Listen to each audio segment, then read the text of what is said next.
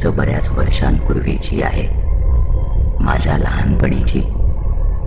माझे गाव अगदी निसर्गरम्य होते, म्हणजे आताही तसे आहे. लहान असताना एकदा शाळेतून आलो की आम्ही घरी कधी नसायचोच. गावभरून आडक्या करत फिरायचो. माझे बरेच मित्र होते आणि त्यात जवळचे म्हणजे सोन्या, बंड्या आणि आकाश. त्यांच्या जोडीला माझा लहान भाऊ प्रभूही नेहमी असायचा. त्या काळी आम्ही सगळे एकत्र निघायचो. कधी चिंचा काढायला अगदी उंच झाडावर चढायचो, तर उन्हाळ्याच्या सुट्ट्यांमध्ये आंबे चोरायला जायचो. ते लहानपणीचे दिवस अगदी छान होते. पण ती एक गोष्ट मला अजूनही लक्षात आहे, माझ्या लहान भावासोबत घडलेली ती घटना. त्या दिवशी आम्ही नदीवरून पोहून घरी आलो.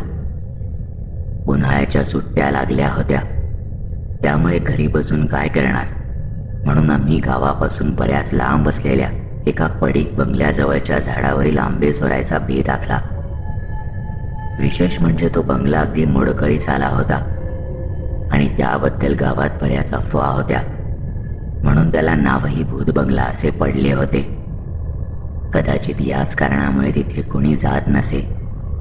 त्यामुळे त्या झाडावर बरेच आंबे असायचे, पण ते काढायला जायचे कोणी धाडस करत नसे. आम्ही दुपारची जेवणं आटोपून साधारण 3ला घरातून बाहेर पडलो. माझा भाऊही माझ्या सोबतच होता. साधारण अर्ध्या तासात आम्ही तिथे पोहोचलो. माझ्या सगळ्या मित्रांमध्ये वयाने मी मोठा होतो, त्यामुळे सगळ्यांना बजावून सांगितले की बंगल्याच्या आत जायचे नाही. तसेही आम्ही आजपर्यंत ऐकलेल्या सगळ्या गोष्टींमुळे कोणीही आत गेले नसते, पण तरीही मी त्यांना ताकीद देऊन ठेवली. आम्ही तिथे पोहोचल्यावर मी सहज एक नजर त्या बंगल्यावर फिरवली. दुपारची वेळ असली तरीही त्या बंगल्याची अवस्था पाहून अंगावर शहारेच आले. मी मित्रांना म्हणालो की चला पटापट आंबे पाडायला सुरुवात करा. तसे तेही दगड वगैरे मारून आंबे पाडू लागले. पुढच्या 15 ते 20 मिनिटात आम्ही बरेच आंबे जमवले आणि आम्ही तिथून बाहेर जाऊ लागलो. इतक्यात माझा मित्र आकाश म्हणाला, थांबा रे, प्रभू कुठे गेला? मी झटकन मागे वळून पाहिले. माझा लहान भाऊ प्रभू त्या आवारात कुठेही दिसत नव्हता. मी पटकन धावत जाऊन आजूबाजूचा परिसर पिंजून काढला, पण तो कुठे दिसेना. आमच्यात वयाने तो एकटाच लहान होता, म्हणून मला त्याची जास्त काळजी वाटू लागली. मनात विचार आला, बंगल्यात तर गेला नसेल. काही झाले तरी त्याला लवकरात लवकर शोधायला हवे. आम्ही सगळ्यांनी शोधाशोध सुरू केली. बराच वेळ झाला, पण तो कुठेही सापडत नव्हता. मी पुन्हा बंगल्याच्या मागच्या बाजूला गेलो. तिथे एक पडकी विहीर होती. मी जसे त्या विहिरीजवळ पाहायला जाऊ लागलो तसा मला रडण्याचा आवाज येऊ लागला.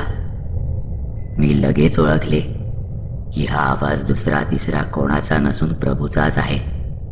मी त्या दिशेने धावच घेतली. विहिरीजवळ येऊन पाहतो तर काय, तो तिथे बसून रडत होता. तसे मी त्याला विचारले, काय रे, काय झाले? इथे असा का बसलायस आणि रडायला काय झालंय? आम्ही कधीपासून तुला शोधतोय. तो काहीच बोलला नाही, फक्त समोर त्या विहिरीकडे बघत रडत होता. मी माझ्या मित्रांना हाक दिली, तसे तेही आले. आम्ही त्याला घेऊन घरी आलो. मी त्याला खाटेवर झोपवले. तसे आजीने माझ्या चेहऱ्यावरचे हावभाव पाहत लगेच ओळखले की आमचे काहीतरी बिनसले आहे. तिने विचारले तसे मी तिला सगळे सांगितले की आम्ही त्या भूत बंगल्याजवळ आंबे पाडायला गेलो होतो, तर प्रभू हरवला होता आणि खूप वेळाने आम्हाला विहिरीजवळ सापडला. तिथेच रडत बसला होता. मी विचारले की काय झाले, पण काहीच बोलला नाही.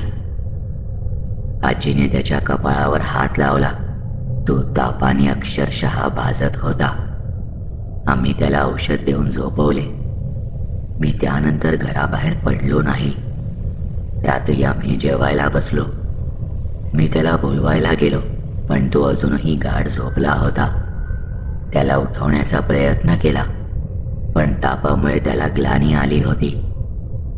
त्या रात्री तो अन्नाचा एकही कण न खाता झोपला. रात्री साधारण 1:30ला प्रभूच्या रडण्याच्या आवाजाने माझी झोपमोड झाली. आम्ही सगळे उठून त्याच्या जवळ गेलो. माझ्या वडिलांनी त्याला झोपेतून उठवून बेडवरच बसवले. त्याचे डोळे पाहून आम्हाला धक्काच बसला. त्याचे डोळे अतिशय लाल भडक झाले होते.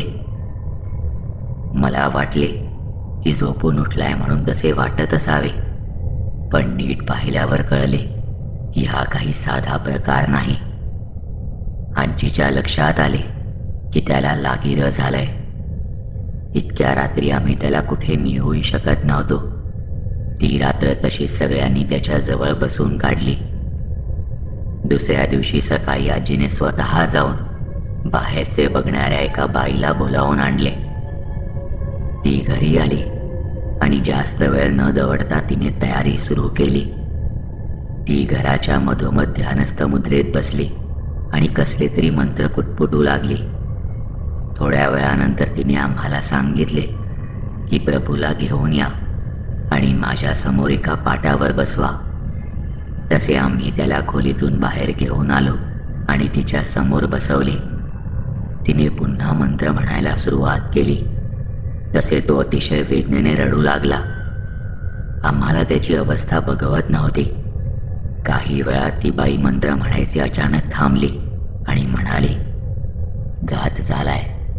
याला कोणी झपाटले आहे ते कळत नाहीये, पण हे जे कोणी आहे ते तुमच्या पोराला नेणार म्हणजे नेणार. तिचे ते वाक्य ऐकून मला रडू कोसळलं. उगाच त्या बंगल्याजवळ गेलो आणि त्यात याला घेऊन गेलो. आज ही अवस्था माझ्यामुळे झाली आहे. माझ्या डोक्यात विचारचक्र चालू असतानाच आजीच्या बोलण्याने मी भानावर आलो. आजी तिला उपाय विचारत होती. तसे ती बाई म्हणाली की मला थोड्या वेळ द्या, मी सांगते नक्की काय झालंय ते. ती पुन्हा ध्यान लावून बसली आणि मंत्र पुटपुटू लागली. जवळपास अर्ध्या तासानंतर तिने डोळे उघडले आणि म्हणाली, एक उपाय आहे आणि तो तुम्हाला लवकरात लवकर करावा लागेल, नाहीतर याला कोणीही वाचवू शकणार नाही. हा त्या बंगल्याजवळच्या विहिरीजवळ गेला होता. काही वर्षांपूर्वी त्या विहिरीत एका बाळंतीण बाईने उडी मारून आत्महत्या केली होती. तिला तुमचं बाळ हवंय, म्हणजे तुमचा प्रभू हवाय. एक उपाय आहे, पण तो तुमच्याने होईल की नाही हे माहीत नाही. तसे आजी म्हणाली की पोराला वाचवण्यासाठी आम्ही तुम्ही सांगाल ते करू. तसे ती बाई सांगू लागली आणि मी सुन्न होऊन ऐकतच राहिलो. हा काल नेमका त्या विहिरीजवळ गेला. 5 वर्षांपूर्वी त्याच दिवशी तिने तिथे जीव दिला होता. येत्या अमावस्येच्या रात्री तुम्हाला हा उपाय करावा लागेल. एक काळी बाहुली घेऊन ती बाहुली तुमच्या कुटुंबातल्या एका व्यक्तीने त्या विहिरीजवळ नेऊन ठेवायची. जो कोणी हा उपाय करेल त्या व्यक्तीचा ती दिशाभूल करण्याचा प्रयत्न करेल, हाका मारेल, पण चुकूनही तिच्या हाकेला ओ द्यायची नाही. कदाचित त्या व्यक्तीला असे काही दृश्य दिसेल ज्याने त्याचे मन विचलित होईल. इतके सांगून ती निघून गेली. आमच्या घरी चर्चा सुरू झाली की नक्की कोण जाणार. माझे वडील तयार झाले, पण मी त्यांना म्हणालो की त्याच्या या अवस्थेला सर्वस्वी मी जबाबदार आहे. मी त्याला तिथे घेऊन गेलो नसतो तर हे काहीच झाले नसते. पण कोणीही माझे ऐकायला तयार नव्हते. मी बरेच समजावल्यानंतर ते तयार झाले. बघता बघता अमावस्येची ती रात्र आली. आम्ही सगळी तयारी आधीच करून ठेवली होती. जाताना एकदा माझ्या लहान भावाला पाहिले. त्याची अवस्था पाहून माझे डोळे पाणावले. घरातून निघताना ती बाहुली 3 वेळा त्याच्या अंगावरून उतरवून घेतली आणि देवाचे नाव घेऊन मी घराबाहेर पडलो. मनात असंख्य विचार येत होते. जसजसे त्या बंगल्याजवळ येऊ लागलो तसे मनात भीती वाढू लागली होती. पण मी मन घट्ट केलं. माझ्या लहान भावासाठी इतके तर मी नक्कीच करू शकतो. काही वेळात मी तिथे पोहोचलो आणि त्या बंगल्याच्या आवारात प्रवेश केला. तितक्यात मागून प्रभूचा आवाज कानावर पडला. दादा, जीव गुदमरतोय माझा, वाचव मला. तो आवाज ऐकून काळजात अगदी चर्र झालं, पण मी पुढे चालत राहिलो. त्या विहिरीजवळ आलो आणि समोरचं दृश्य पाहून काळीज भीतीने धडधडू लागलं. प्रभू विहिरीच्या कठड्यावर उभा राहून सतत आत डोकावून पाहत होता. मी डोळे विस्फारून समोरचे दृश्य पाहत राहिलो. बघता बघता त्याने आत उडी घेतली आणि मी त्या दिशेने धाव घेणार तितक्यात भानावर आलो. त्या बाईने सांगितलेले सगळे आठवले. हा प्रभू नाही, हे सगळे मला होणारे भास आहेत.